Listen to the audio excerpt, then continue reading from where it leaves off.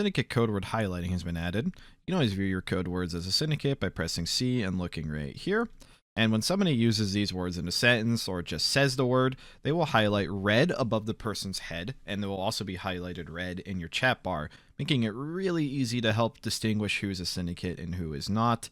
Of course, some of these words are normal words, so sometimes you'll see them in a sentence, so you have to try to probably use more than one code word. I think that's why most PlayStation 13 servers have code word responses as well, which we do not have at the moment, but we might get them in the future. Either way, you can still make this work.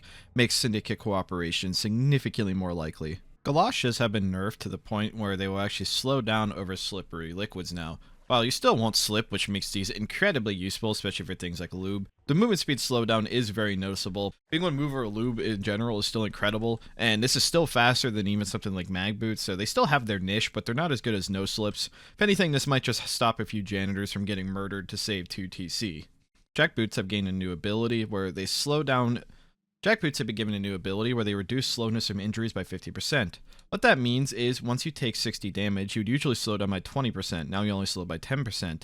And once you take 80 damage, usually you'd slow down by 40%. Now you only slow down by 20%. There have been more changes to Salvage this week, and seemingly more coming on the way. First thing to mention is that the asteroid dungeon, the large asteroid dungeon, now spawns with equipment and scrap. You can see a bunch of junk on the ground. There's some minor weapons. It's mainly kind of like, I almost want to say like a Lethal Company data. There's things that are good for money, which things will directly tell you if it's good for money. But in general, this adds extra loot to these dungeons to give some more long-term stuff to do on top of it. They are really, really dangerous. You can see it's literally all Goliaths. Not exactly the easiest thing in the world to fight, but other than that, it's still the normal dungeon generation. There's just some more stuff in them. While we're out here, the dungeon itself will spawn closer to the station. It's only it's about 300 to 400 meters away now, where before it could be pretty much thousands, so it's a little bit less further away.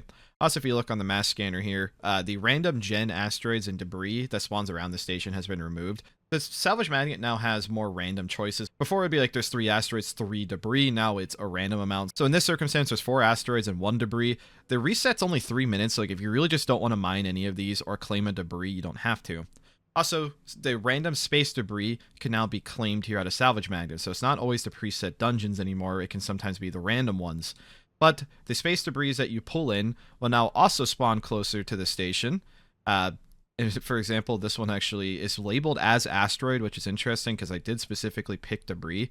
But when you actually get out here, it is indeed a big debris. It's a lot bigger than the random gen ones. There is a lot of goodies here. There's even like materials.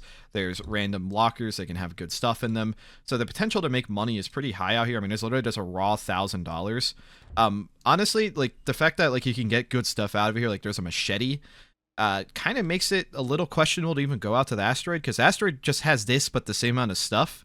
And fighting carp on these is, I would definitely say, easier than fighting 30 Goliaths. But again, this is why things are being changed. It's being actively balanced daily at this point. But I really like these debris. They look nice. But my opinions aside, really cool salvage stuff and additions.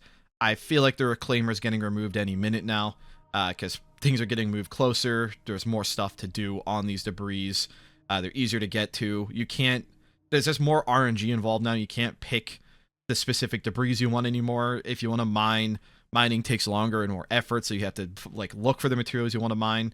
As of right now, cargo Freezon sells for the same amount it always has, so you just see Atmos techs making cargo hundreds of thousands of dollars, while cargo struggles to make money, or at least has a harder time making money than they used to. Nuclear operators will now spawn with the nuclear code folder on their ship rather than just a set preset paper.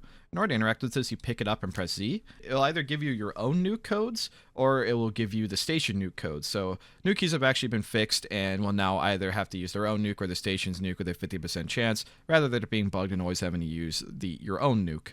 Anyways, want to thank our maintainers and contributors for all their hard work this week. Thank you for watching.